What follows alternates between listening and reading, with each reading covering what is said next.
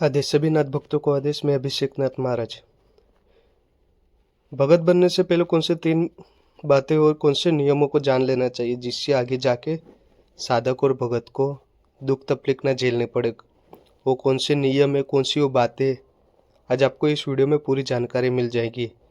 Video जो है आपको पूरा देखना है। वीडियो पूरा देखने के बाद ही आपको पता चलेगा कौन सी वो बातें।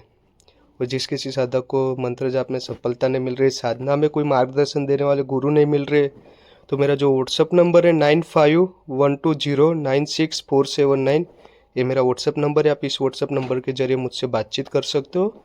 आप मैसेज से मुझसे बातचीत कर सकते हो। आपका जो प्रश्न है उसका उत्तर आपको मिल जाएगा। हाँ, ज़्यादा कॉल करके परेशान नहीं करना है। अगर कॉल उठाया नहीं तो आप मैसेज कर सकते हो व्हाट्सएप पे, आपको वहाँ पे उत्तर मिल जाएगा। भगत बनने से पहले साधक और भगत को कौन से नियम का पता होना चाहिए उस मनुष्य को, जिससे उसे आगे जाके दुख तकलीफ ना झेलने पड़े? कौन सी वो बातें, उसका प्रॉपर आपको ज्ञान होना चाहिए। ज़्यादातर पब्लिक को इन चीज़ों के बारे में पता नहीं रहता है। खाली उन्हें सेवा उठाने की अच्छी लगती है और सवारी लेने का अच्छा लगता है, पर उसमें कौन सी दुख तकलीफें ज़्यादा झेलनी पड़ती है वो भी पता हुआ रहना चाहिए साधक और भगत को। सबसे पहले तो आपको ये पता होना चाहिए कि गुरु आपको धारण करना चाहिए। अगर आपके गुरु मार्गदर्शन देने वाला कोई नहीं है तो आपको थोड़ी साल रुकना चाहिए, सेवा करनी चाहिए, पर थोड़े साल बाद पर गुरु होना आवश्यक है। क्योंकि तंत्र मार्ग में, साधना मार्ग में गुरु का होना आवश्यक है, तब जाके आपको आगे सफलता मिल पाएगी। और भगत बनने के पहले, साधक बनने के पहले नियम की तगड़े रखना आवश्यक है। जितने ज़्यादा साधक तगड़े नियम रख पाएगा, भगत ज़्यादा तगड़े नियम यानी कि अच्छे नियम रख पाएगा, उतना उसको अच्छा रहेगा, सफलता जरूर मिलेगी। कौन से नियमों की ज़्यादातर बातें आती है? पराई स्त्री के ऊपर गंदी नज़र नहीं रखनी पड़ती है, उसे माँ बहन समान मानना चाहिए। जो पराई स्त्री रहती है उसे अपनी बहन समान मानना चाहिए, बहन समान मानना चाहिए, और अपने माता समान मानना चाहिए। मन में खराब भाव नहीं आने देना है। मन में खराब भाव आने दिया तो फिर देवता भी नाराज हो जाएंगे। जिसके साधक भगत के मन में खराब भाव आता है उसका बेड़ा गर्क यानी कि उसका जीवन बर्बाद हो जाता है। जिस किसी साधक को मन में खराब भाव आता है, तो साधक को सबसे पहले कौन से नियमों का ज़्यादातर ध्यान रखना है? कम बोलना है, मुख में खराब वाणी नहीं आने देनी, यानी कि खराब शब्द मुख में नहीं आने देना है। ज़्यादातर किसी से बात नहीं करनी है। शांत स्वरूप में रहना है, समझे? ब्रह्मचर्य का पालन करना है। सबसे ज़्यादा आपको इस चीज़ का आपको ध्यान रखना है। ब्रह्मचर्य का पालन करना आवश्यक है। साधक को साधना मार्ग में, तंत्र जगत में ब्रह्मचर्य का पालन करना आवश्यक है। और कौन सी साधनाओं में ब्रह्मचर्य का पालन करना बहुत आवश्यक है वो आपको और नेक्स्ट वीडियो में बता दूंगा। आपको धीमे धीमे हर एक वीडियो में धीमे धीमे ज्ञान पता चलेगा। वीडियो जो है आपको हर एक वीडियो पूर्ण देखना है। मेरे चैनल पे जितने वीडियो है वो पूर्ण वीडियो देखने, तब जाके कोई प्रश्न पूछना है, समझे? ब्रह्मचर्य का अवश्य पालन करना है। अगर कोई साधक नाथों की सेवा करता है, सदगुरु महाराज, गुरु गोरखनाथ जी महाराज की सेवा करता है, नवनाथ महाराज में से कोई भी नाथ की सेवा करते, उन्हें ब्रह्मचर्य का पालन आवश्यक है। पराई स्त्री के ऊपर गंदी नजर नहीं रखनी है। मन में खराब भाव नहीं आने देना है। कोई भी बहन है, माता है, पराई स्त्री है, उसे माता बहन समान मानना है, समझे? उसे अपनी माँ बहन समान मानना है।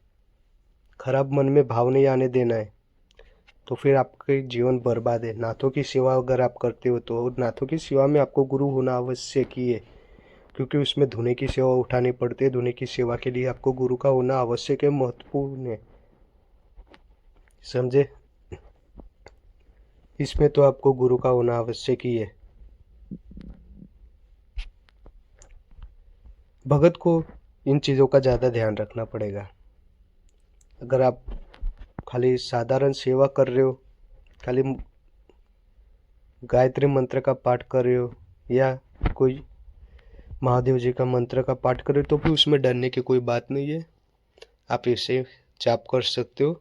आपसे कोई गलती होती है तो उसमें कोई घबराने की बात नहीं, पर आप वचन लेके कोई मार्ग में उतर रहे हो तो फिर आपको नियम का होना आवश्यक है। अगर आप वचन से टूटते हो तो फिर आप जीवन में से भी टूट जाओगे, यानी कि जीवन आपका बर्बाद हो जाएगा।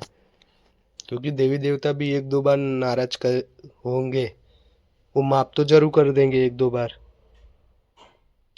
अगर आपसे नाराज हुए होगे तो, पर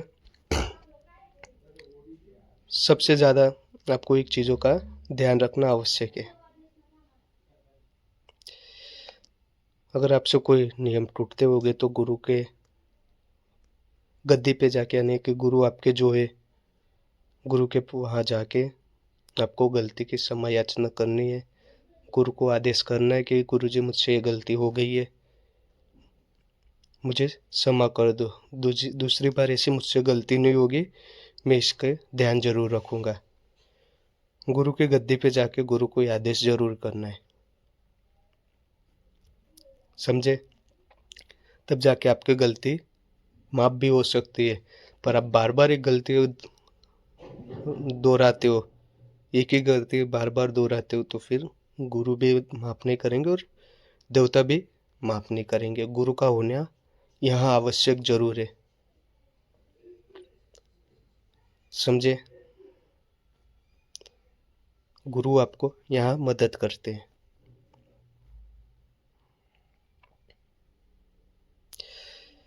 अगर साधक ने सेवा उठाई है, उससे सेवा उठाने के बाद तो सेवा नहीं कर पा रही है, सेवा उन्होंने बंद कर दी है, तो उनको देवता की फटकार लगेगी या नहीं? साधक ने सेवा उठाई है पर वचन बिना उठाई है, वचन नहीं लिए, तो उन्हें देवता की फटकार नहीं लगेगी। हाँ, नाराज जरूर होगे पर वो वचन नहीं लिया है तो आपको कोई घबराने की आवश्यकता नहीं है।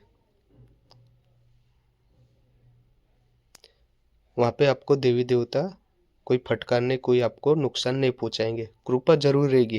पर वचन लेके आप सेवा बंद कर दे रहे हो तो बहुत आपको दुर्घटना का सामना करना पड़ेगा, यानी कि हानि बहुत पहुंचेगी, यानी कि आपके ऊपर देवी देवता नाराज होकर आपको खराब समय लाके खड़ा कर देंगे। एक बातें समझ के रखो, अगर वचन लेके आपने सेवा उठाई है, सेवा अच्छे से नहीं की है तो आपने इन चीज़ों का बात का ध्यान आपको जरूर रखना है। नेक्स्ट वीडियो में भी आपको बता दिया जाएगा कि सेवा उठा के अगर वचन लेके आप सेवा बंद कर देते हो तो देवी देवता नाराज किस तरह हो गए, आपको नेक्स्ट वीडियो में भी बताया जाएगा, समझे? भगत और साधक को इन चीज़ों का ध्यान आवश्यक रखना है, जो वीडियो में आपको बता दिया है, नियम कौन से ज़्यादा रखने हैं। और इन नियमों पे अगर साधक भगत चलते हो तो फिर उनके ऊपर देवी देवताओं की कृपा बनी रहती है, उनको अच्छा मार्गदर्शन भी मिलता है और उनका अच्छे काम भी होते हैं। आदेश।